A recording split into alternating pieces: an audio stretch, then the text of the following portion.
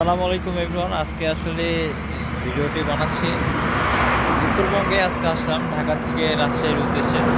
এখন নাটোরের চলনবিল এলাকায় আছি। নাটোরের চলনবিল, আর কিছুক্ষণের মধ্যে হয়তো রাজশাহী আমি পৌঁছে যাব। তো আসলে আজকে একটু আপডেট জানানোর জন্য করতেছি যে রাজশাহী আসার সময় ঢাকা থেকে কি মানে দেখলাম।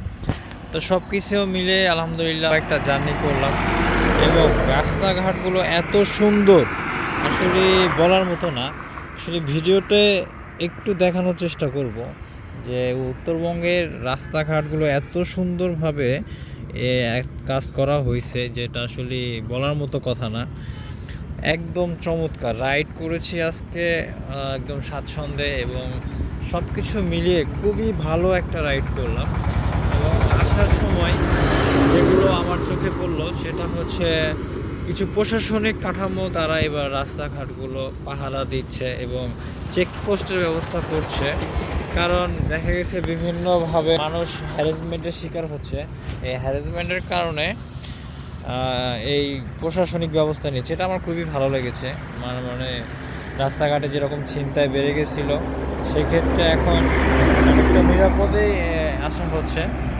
তো ঈদের ছুটিতে আলহামদুলিল্লাহ সুন্দর মতো আসতে পেরেছি আলহামদুলিল্লাহ। আর আপনারা যারা আসবেন সবাই সাবধানে আসবেন, এবং দেখতে পাচ্ছেন গ্রামে এসে গ্রামের সৌন্দর্যটা এত সুন্দরভাবে উপভোগ করতেছে, আসলে বলার মতো না। খুবই ভালো লাগছে আমার।